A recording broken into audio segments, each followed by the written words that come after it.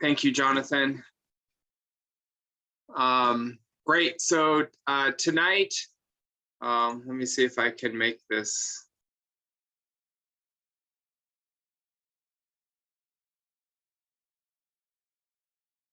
I thought that one of the items that we should cover is penalty and kicks from the mark, based on some feedback that I've gotten lately.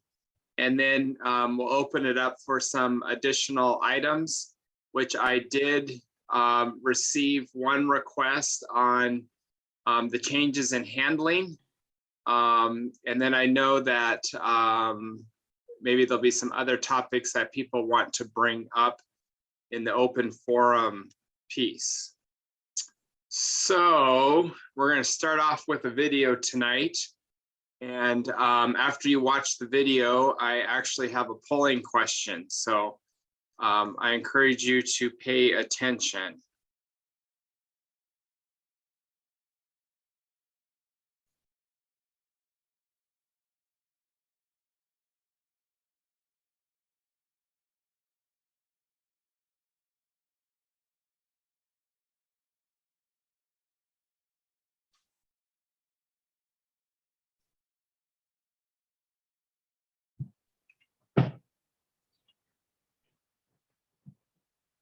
Okay, did everybody find the 5 things that were wrong there?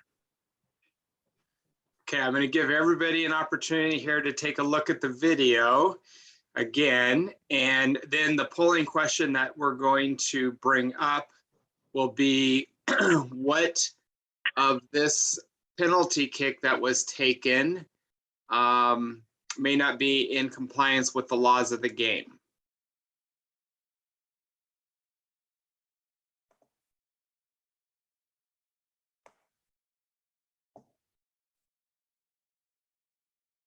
That player's not right. That player's not right.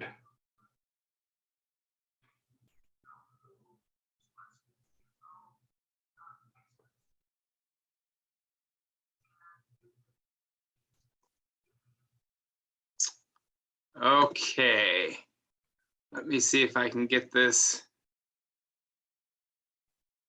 to work right.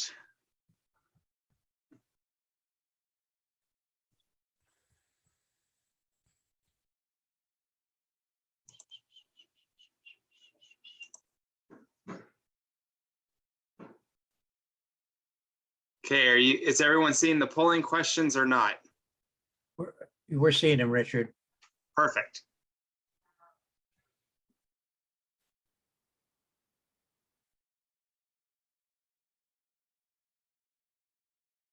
Is anybody going to answer the polling question? It's working.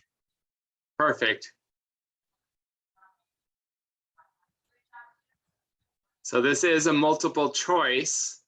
So you can potentially, if you feel there's more than one issue, you can select more than one. Or if you think it went perfectly fine, then you can leave it as 0.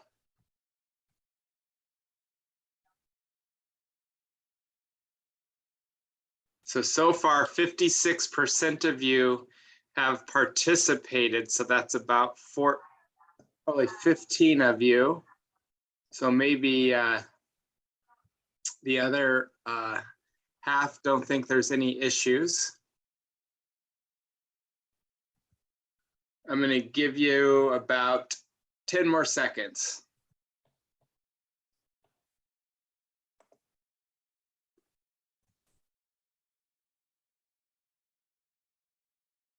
Okay, I'm going to end the poll and then hopefully be able to share the results. Did the results pop up on your screen? I can see him, Richard. Okay, well, hopefully everybody else can as well. So one person thought potentially there's too many players on the field. I didn't count them, so that potentially could be an issue, but not the one to discuss tonight. The next one well, let's see here. Actually, let me try it a different way. Based on the results here, the one that had the highest percentage was that the players were not behind the penalty mark. So in a penalty kick, all the players must be behind the penalty mark. And if you notice, there was 2 players down here by the goal line. So that was the reason for this video being submitted to us at one of our recent tournaments. So I appreciate that 12 of you were able to pick up on that. All players must be behind the penalty mark in order for you to have a valid penalty kick. And by these 2 hanging out down here, that would be incorrect. Our next one, we have a tie in that attacking players in the penalty area prior to the kick, and also tied with defending players in the penalty area, or R, because I had a spelling error prior to the kick. So I definitely saw that there were attacking players in prior, and also potentially there could have been defending players in. So especially if you have both people entering the penalty area on a penalty kick, that's such an easy one to call and blow the whistle before it gets to the goalkeeper or the goal, because you get to retake the kick and make sure everybody is where they're supposed to be. So that's kind of the big pieces I wanted to hit on this video. Is there any questions in regards to the video and the potential violations of the laws of game? Hey, Richard. Yeah. Yeah, so regarding those 2 infractions, the both defending and attacking players not behind the penalty mark, and both attacking and defender players in the penalty area before the kick is made, is the result of that you must retake regardless of whether the ball goes in or not? So let's take one step at a time. And let's take the 2 players near the goal line. Who here wants to give advice on what the referee should do in this instance in regards to those 2 players being near the goal line?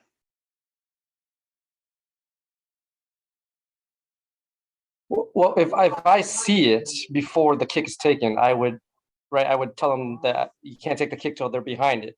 But if it happens and I notice it after, or my AR points out to me after, that's my question: is do you retake the kick since both are in violation of the laws? Yes. So I like your piece there in that one, we should make sure that we have the players in the proper position before taking the kick so that the referee can resolve it. 2, I hope that the AR points out to the referee prior to the kicking of the penalty kick that we have players in an incorrect position, by hopefully raising their flag to alert the referee that we have an issue. If for whatever reason it does get taken and now you don't have a valid kick, what would be our what steps would we take from this? My answer to that would be you retake the kick, but I'm just want to confirm with the team here whether my decision is right or not. Yep. And according to the chart that we have in our laws of the game, since we have encroachment by defending players and attacking players, we would retake the kick.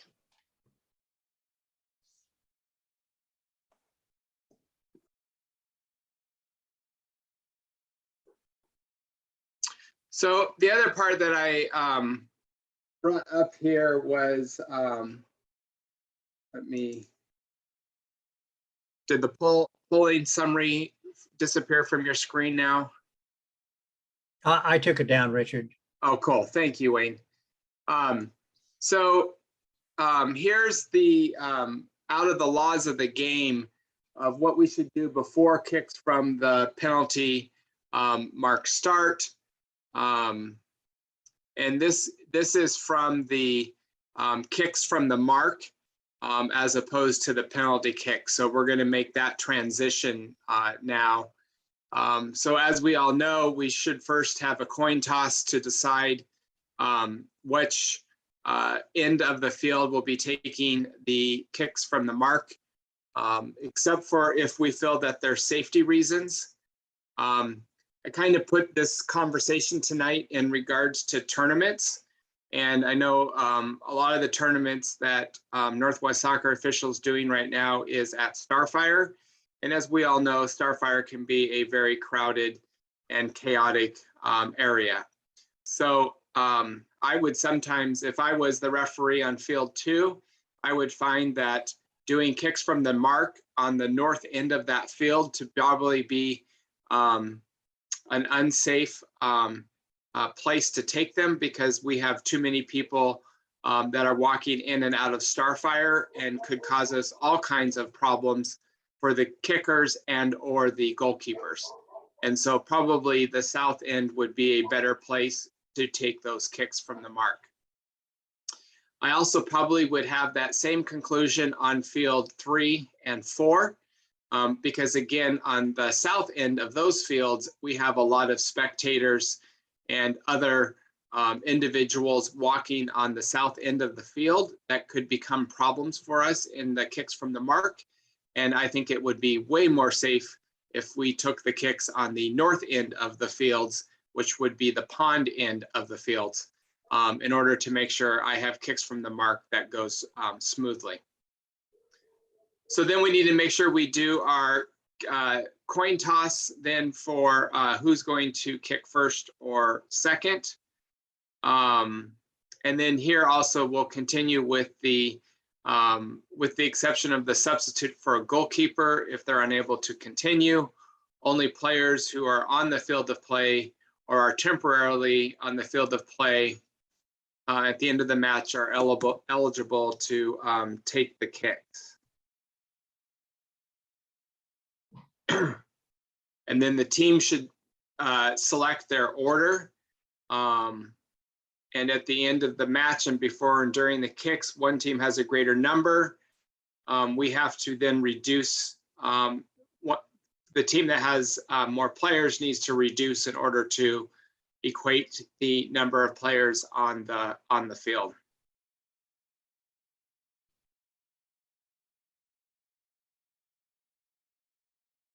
So that's the piece to get us all set up prior to the kick. Again, I would encourage you as a team to make sure that you have talked through this with your crew to know who is making sure we don't have substitutes coming onto the field, and or making sure we've instructed the teams to have pennies on those substitutes who are still in the technical area at the conclusion of our regulation of the match. And then this is the, according to the laws of the game, what occurs during the penalty kicks from the mark, or I'm sorry, from kicks from the mark. Again, only those eligible players can be on the field. We should have them in the center circle. Eligible players can change places with the goalkeeper. Make sure that once the kick is taken, that the ball stops moving before you call it conclusion of the kick. The referee should keep record of the kicks, as well as I would encourage the AR who is up at the center circle. So you have two people recording the scores. And then if the goalkeeper commits an offense, as a result, the kick is retaken.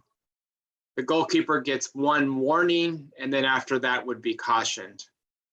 If the kicker is penalized for an offense committed after the referee is signaled for the kick is recorded as missed, and then the kicker is cautioned for that. And then if both the goalkeeper and the kicker committed an offense, the kick is recorded as miss and the kicker is cautioned for that.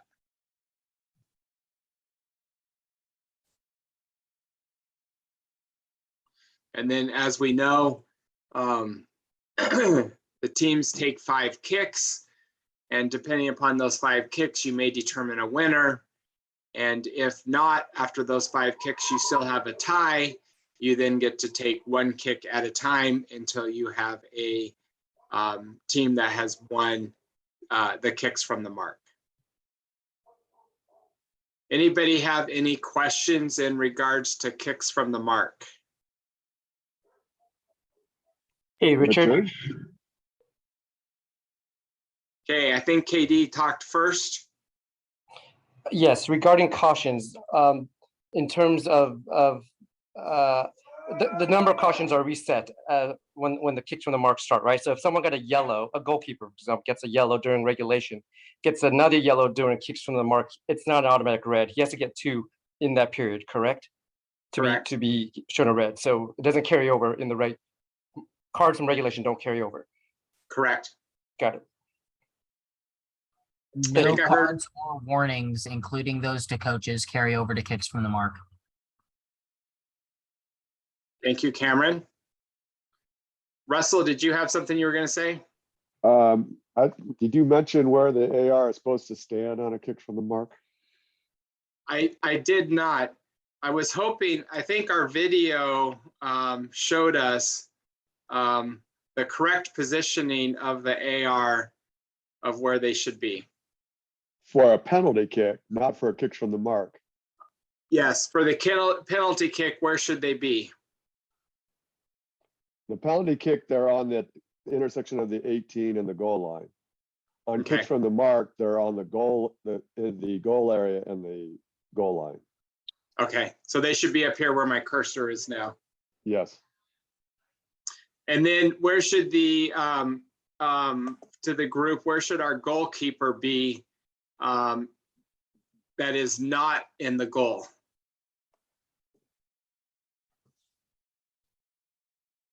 Where the 18-yard 18. box meets the goal line.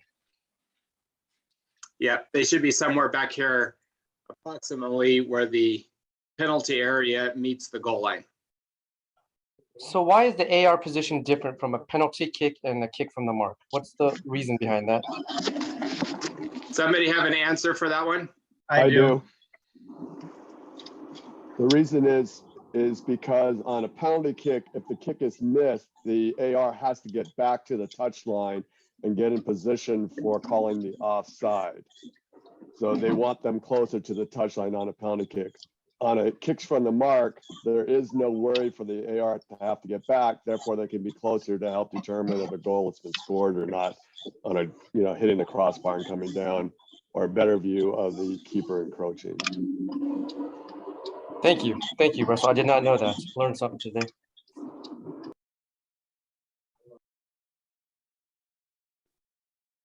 Okay, do we have any other questions or comments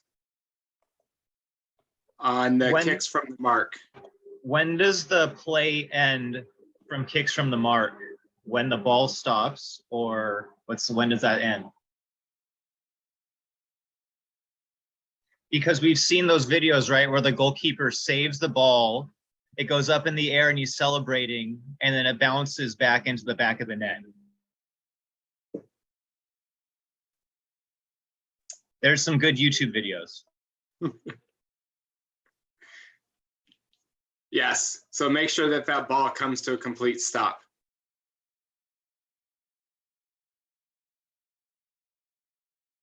According to IFAB, the kick is completed when the ball stops moving, goes out of play, or the referee stops play for any offense.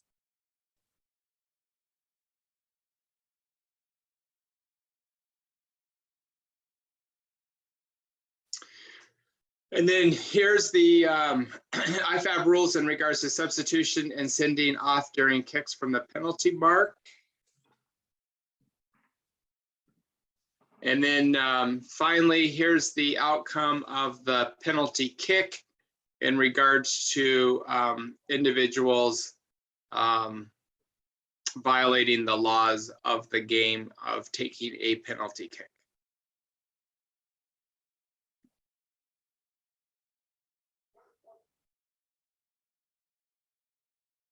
So with that, I'm going to ask for any other questions, comments about penalty kicks or kicks from the mark.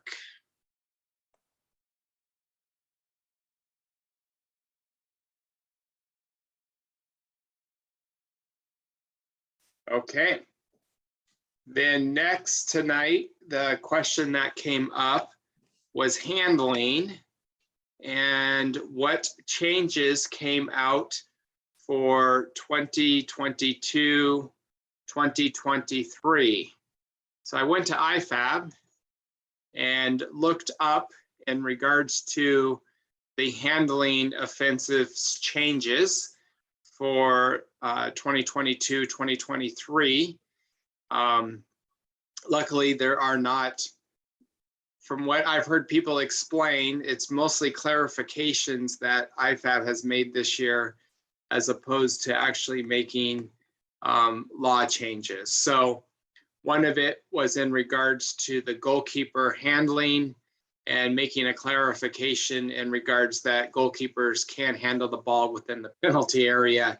And really that dog-so situation comes up when they're outside of the penalty area. They further clarified for us in regards to the actual diagrams to better show that the handling occurs at the player's armpit and not necessarily where the t-shirt sleeve line is or is not, because as we all know, t-shirt sleeve lines can be shorter on some players and longer on other players based on their anatomy, as well as the cut of the jersey in which they're wearing. So when making our determination in regards to handling, we need to be looking at the player's armpit and whether or not that ball hit above the armpit or below the armpit to be able to determine handling. Next is what is straight out of IFAB in regards to determining the handball offense.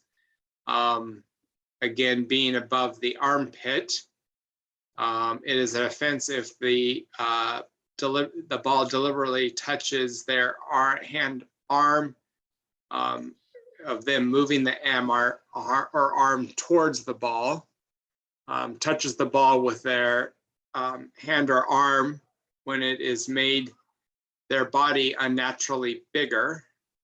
A player is considered to have made their body unnaturally bigger when the position of their arm is not a consequence of justifiable by the player's body movement for the specific situation. So although somebody's hand or arm may be not alongside their torso, but it's still in a natural position, you may not determine that it is handling. The other piece that I think continues to make or create confusion is in regards to the handling, and then you have a scoring opportunity occur. And so in here, they state that it's an offense if a player scores in the opponent's goal directly from their hand or arm, even if it's accidental, including by the goalkeeper. So even though somebody's hand or arm may be in a natural movement based on how somebody's running, and at the halfway line, we may not consider it handling.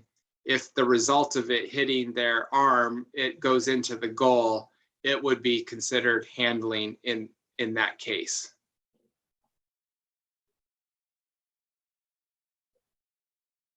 So that is the clarifications that's in the 2022, 2023 IFAB laws. Any questions or comments about handling the ball?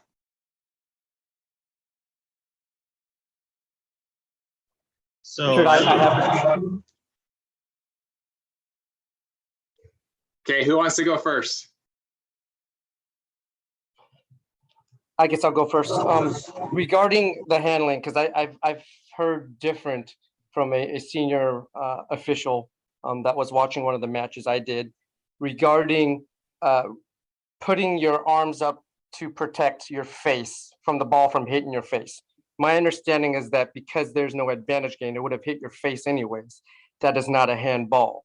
But I'm told that in the upper level games where heading is allowed, that is not a natural position, that they could have ducked or headed the ball. So I'm confused on that part regarding handling.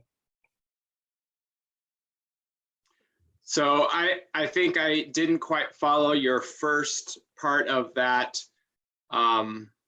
example. So the ball is heading towards a player and it's going to hit them in the face.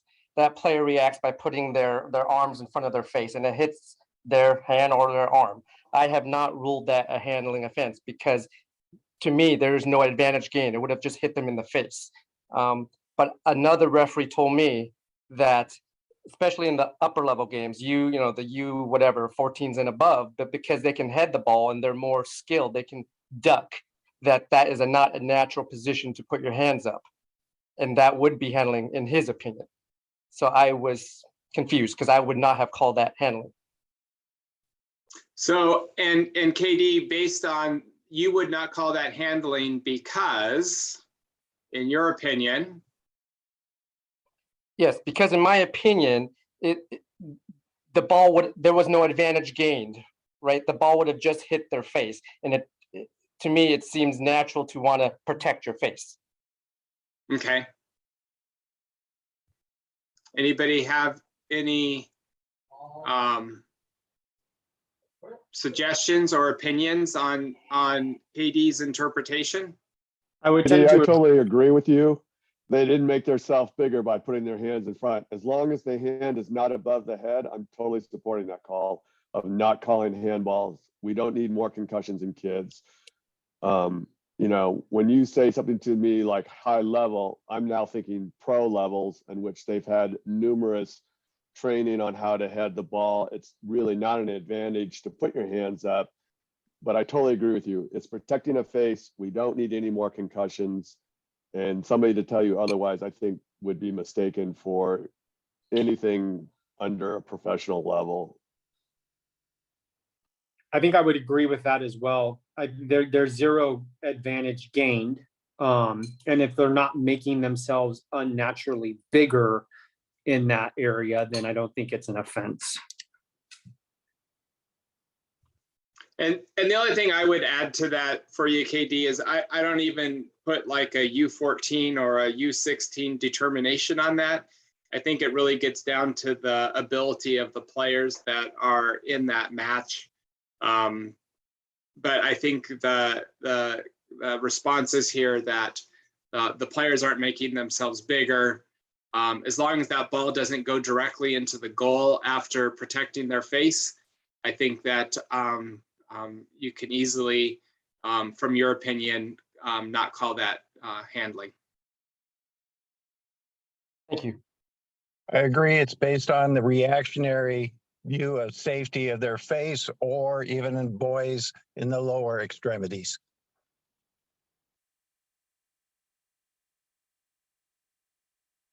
Okay, other questions, comments about handling?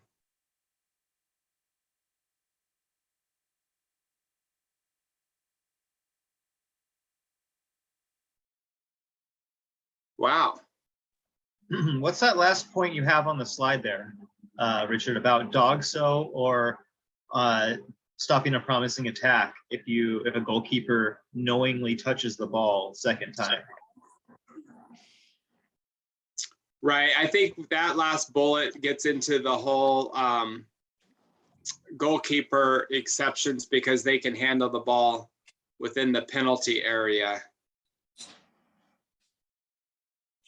And that only would you get the handling when they're outside of that penalty area.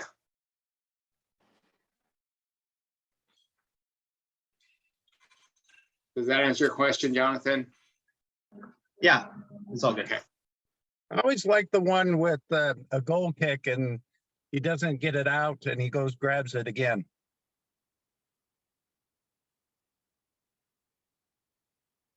Yeah, so he's touched it twice, huh? Yep.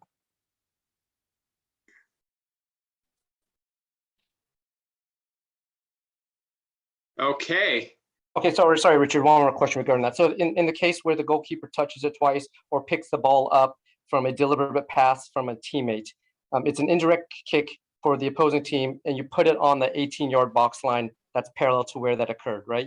So like if the goalkeeper picks up the ball right in front of the goal line, you don't place that indirect kick there. You bring it back to where that 18-yard goal box is, correct? That would not be correct. You're close, KD, but you're not quite there. So Doesn't it get placed on the sticks? Yes. So if the offense occurs within the goal area of the goalkeeper, that's when it would go to the top of the six. If it happens anywhere else within the penalty area, your indirect free kick occurs at the place that the offense occurred. Got it. Thank you. Yep. With the added question where, or the added card, if it stops a SPA or if it stops or denies a goal scoring opportunity. Clarify that again, Adrian. So for example, if there is a pass from a defender and the keeper jumps to save the ball from entering the goal with their hands, that's a denying of a goal scoring opportunity. From a defender? From a defender, from its own defender. It kicks, yeah. So I'm just saying that for these situations, when they touch it the second time, you need to consider if there is any attacking player or any stopping of a promising attack or any stop or denying of any goal scoring opportunity, clear goal scoring opportunity. So I'm not sure that I would classify a defender passing the ball back to a goalkeeper ever as a denying the obvious goal scoring opportunity, because the attacking team doesn't even have possession of the ball to have the obvious goal scoring opportunity. But consider this situation. The defender passes it back. The keeper is not paying attention. It goes to the goal. He jumps and uses the hands to stop the goal.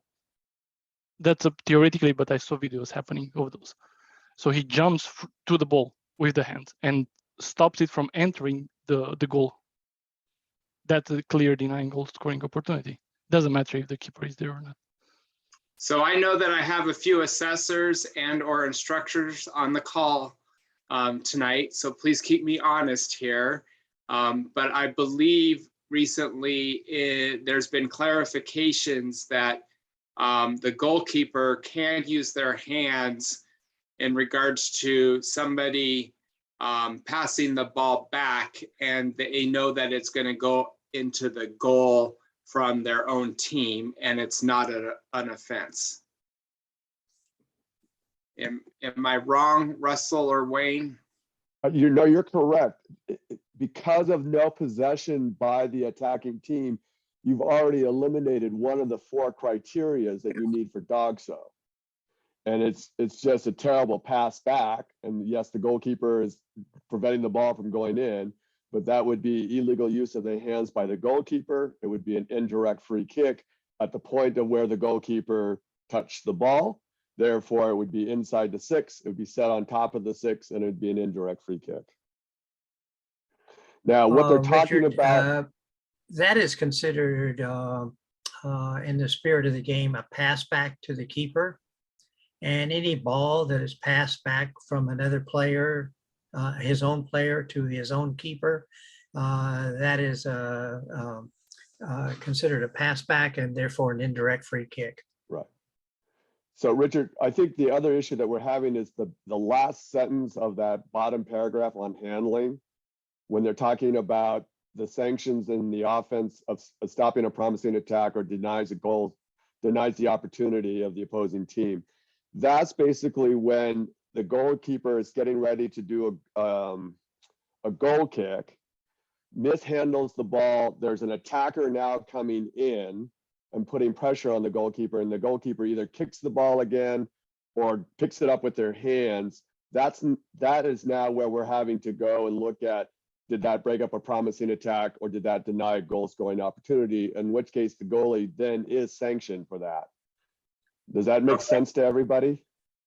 Also on that last bullet, the key word is the goalkeeper is outside his own penalty area. So therefore, he's like anybody else. You can't play with your hands. Right.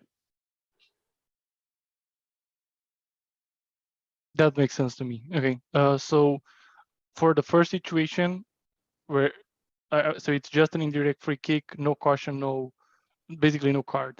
For the second one, if we stop the promising attack versus denying a goal scoring, you have to take those where the attacker is close to the proximity of the keeper. There might be then a caution or a red card. And again, with an indirect free kick. No, there would not be an indirect free kick because it happens inside the penalty area. Therefore, you have to worry about also having a PK involved. So because both of those offenses are direct free kick restarts, and any direct free kick restart in the penalty area gets a PK. So, Wait, handling the ball twice is a direct free kick? That was indirect free kick. So here, this is where the minutia comes in. Goalkeeper plays the ball, and now an attacker is coming in and putting pressure on the goalkeeper. The goalkeeper either handles the ball again or kicks the ball again. It's a double touch. You now have to make the determination, did that break up a promising attack or did that deny, obviously, goal scoring opportunity? If you do, you sanction the goalkeeper for that. And the restart is a PK, PK, a direct free kick, a PK, because that's a PK. It would be a PK. Okay, interesting. Okay. Yellow card and a PK. Or a red card Yes. and a PK. Can be either. You know what? You know what? You just got So an we instructor want to doubting clarify himself that here. there is no contact with the player, so it should not be a direct free kick. Well, no, Yes. It's the infraction, right? So it's the infraction by the goalkeeper. Yeah, there might be a caution or ejection, but the restart, I think that's what Adrian was asking, should be indirect free kick. You're right, Omar. I just re-looked it up. You're right, because the goalkeeper can't be penalized for handling in their own penalty area. Everything that a goalkeeper does is an indirect free kick. So you're right. Card them, dismiss them, and then restart as a indirect free kick. That the goalkeeper isn't penalized for handling, he's penalized for second touch, right? So that's as indirect instead of handling, which would be direct. Double touch. No, because a goalkeeper cannot be penalized for handling inside the penalty area. That's what I mean. That's what I mean. Right. So it would be illegal use of the hands, or it would be a double touch infraction, and both of those would be indirect free kicks.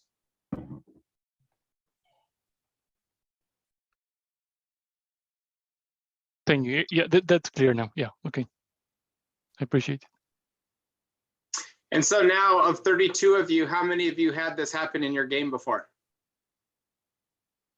Yes. Oh, there is one. Yes. Okay. Good. Any other questions? Any other questions on handling?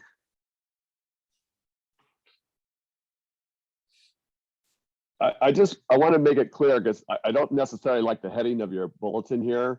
When we're talking about goalkeepers inside the penalty area, we don't call it handling, we call it illegal use of the hands. We make that distinction between handling and illegal use of the hands when it pertains to a goalkeeper inside the penalty area. So I'll share your comments with IFAB, because I directly copied and pasted it out of IFAB. I know, but it's what they also talk about is when you go down and read some of their stuff way at the very end of the IFAB thing, they say goalkeepers cannot be penalized for handling the ball inside the penalty area. So it's just a wording thing that I try to make that distinction so that when I instruct people, what's the difference between handling and what's the difference between illegal use of the hands? Wow.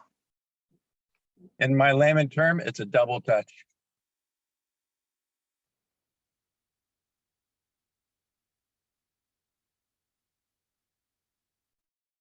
Okay, with that great conversation about handling, just want to remind everybody our upcoming tournaments. There's been a few more added here since the last webinar. So Pac Northwest is continuing Federal Way Soccer Referee Association's Blast Off, Federal Way Soccer Association's Blast Off tournament. So that will be occurring the first weekend of August. And that will get assigned off of the Northwest Soccer Officials website. But we've also added a few other tournaments that are happening, like Desna Cup, for those of you who are looking for assessments to for maintenance or upgrade to regional. The River Jam happening the 19th through the 21st. And then it's never too early to start to talk about the Pac Northwest Winter Classic, because everybody needs to make sure that they get their 2023 registration done in time, because that sneaks up on us quite quickly. With that, I will go to open forum for any other questions, comments that anybody has tonight.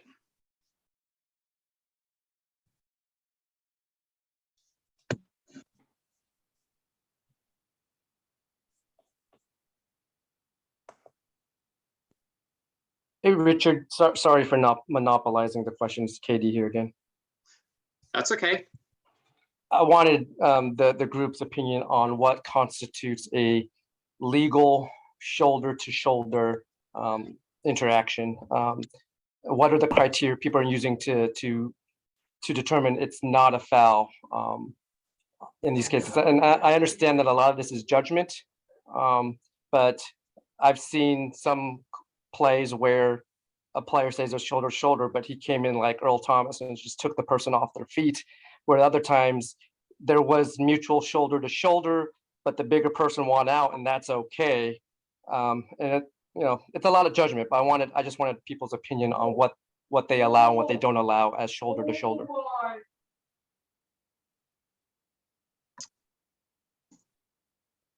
Hey, Cameron, do you have an approach that you try to use to differentiate a fair shoulder-to-shoulder challenge and maybe an unfair shoulder-to-shoulder challenge? I mean, first I look at whether or not the contact was actually shoulder to shoulder. Just because the player claims that it was shoulder to shoulder doesn't necessarily mean that it was. There are plenty of times where the players think that, you know, it was a fair challenge, but he actually shouldered the player's back. Not in a malicious way, but just in a way that would make it not a fair challenge. So and the way you know that, to answer Katie, to follow up on your, Cameron, is if you look very carefully at that quick first initial contact, if the player goes to the side, you know that's pretty much shoulder to shoulder. If the player goes forward, you're pretty sure that that's in the back. And that's one of the things that I look for when I start to see those challenges is, did the player go to the side or did the player go forward? Yeah, great clarification as well. Like if they're going forward or even, you know, diagonally away from that challenge, it probably wasn't shoulder to shoulder. And then Cameron, can I hitchhike on that a minute? Absolutely. The critical point, if it's shoulder to shoulder or side to side or shoulder to back or shoulder to front or whatever, is what? The referee's position, right? So you have to be in a position to see that. Bingo. So from there, it's just about the knowledge, your knowledge of the game, right? Like you know what a fair challenge is. So if he comes in, if one of the opponents are coming into the challenge pretending like he's playing American football, that's probably not a legal challenge. And this is just like baseline, like I'm trying to avoid using like laws of the game here because it's basically just like a judgment call. But if you have someone coming in and doing like an American football challenge, probably not fair or not a legal challenge. Whereas if you have players of like differing height, for example, just because a player is tall doesn't mean that they should be punished for being tall.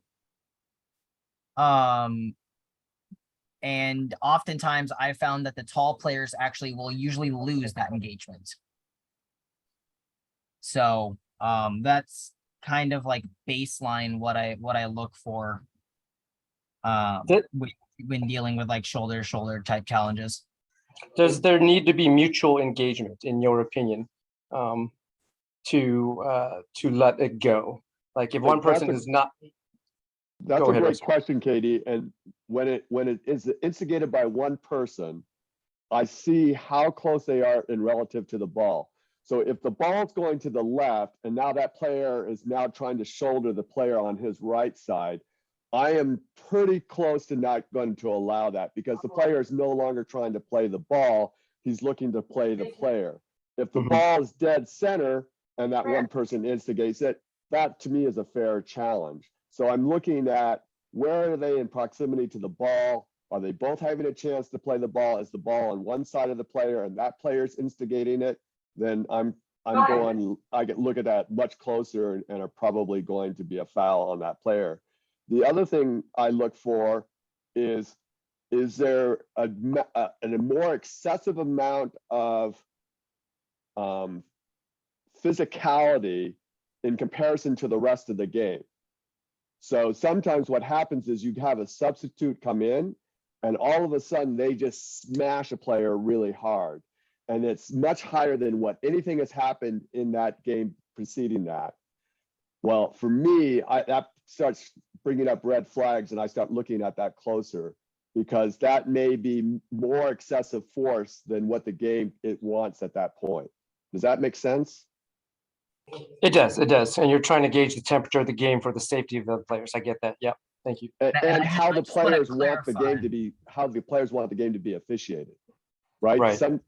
Sometimes both teams don't want to have physical games and they want you to call everything. There are other times where both teams come out, they want to bang each other and you just have to start going, okay, that's all within the limits of what we're set here. And once anybody crosses that limit, that's where I'm going to draw the line. And just to clarify Russell's point, Russell's talking about is not talking about excessive as in the IFAB consideration for yes, thank you. Excessive force. Excessive in Russell's terminology or in Russell's definition is contact or force that is above what has been allowed during the game and what you have allowed as a referee with your own personal foul selection and what the players have been consistently playing through or playing with during the game. Thank you, Cameron. Very good. Yes. Thank you both. And the only other thing I would add, Katie, to the great explanations of Cameron and Russell is that sometimes players get caught off guard when they get a shoulder and end up falling on the ground and not very happy about it. That doesn't constitute a foul either, just because they weren't ready for the challenge on the ball with a shoulder, because that's where I feel like we get most spectator feedback in regards to us missing something.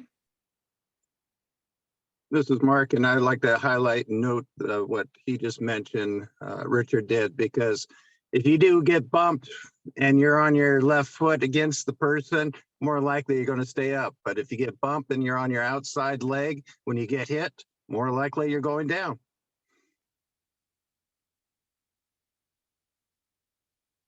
Okay, what else does the group have for us tonight?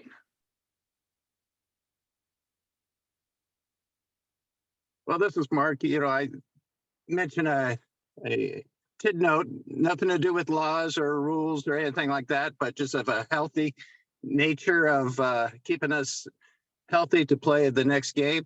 How many people actually clean their whistles? I'll put it this way. Before I head on out for a game, I happen to have a water pick. I water pick it, and it's amazing what comes out of your teeth. And that's what you're blowing into your whistle, and it plugs up your whistle or it grows. So I use peroxide at least once a month or so. Just You're a better strange than note. Mark. I do it twice a year. It just amazes me every time that, before I head out, it says, oh, everything's clean. I haven't eaten for an hour. Nope. There's always something.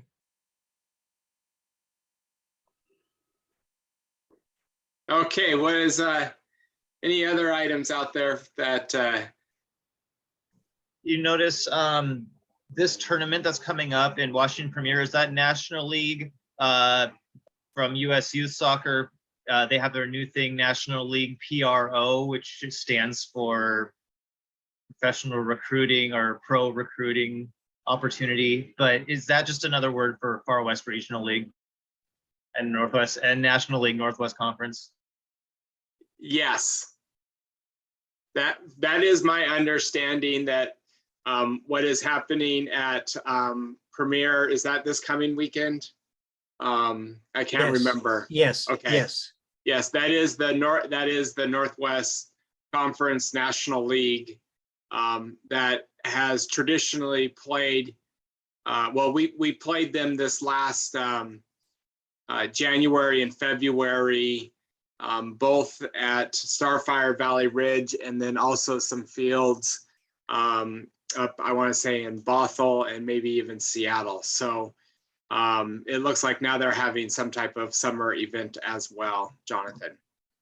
But to that note, I will say that the Northwest National League games in 2022 were a higher caliber and quality than what they were prior to COVID. So any of you who did not get out and do those games this last spring, I think most of them are gone for this coming weekend, but when you do see them come up later this year, and I don't know if they'll have anything in the fall or not, but in the spring, I do encourage you to get on them. They are a lot better games than what they had been prior to COVID.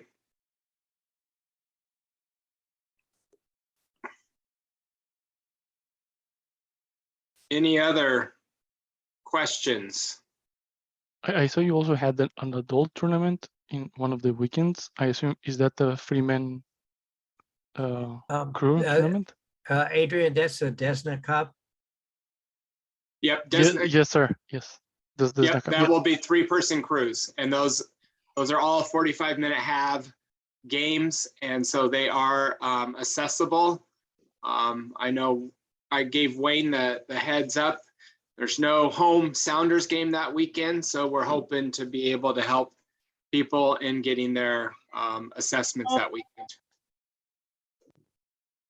How far ahead of time do we need to? Because I hope to get the games actually published here in the next week or two, so people will have time to be able to get those assessments requests greater than 10 days.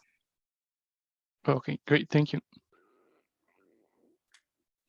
And Cameron just put a link in the chat for the that Northwest League.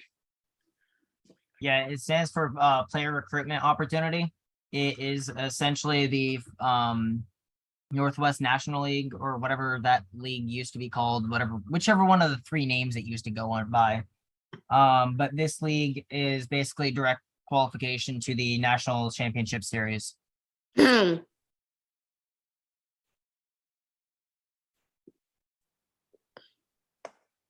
this game have any opportunity for mentoring? Do we know, or for any additional 44s rather than just players? Those games are being used. Some of them are being used for assessments for U19 and above. Okay. The rest you could probably ask for a mentor on if you really wanted to, but they wouldn't. I highly doubt Wayne would count it as an assessment. So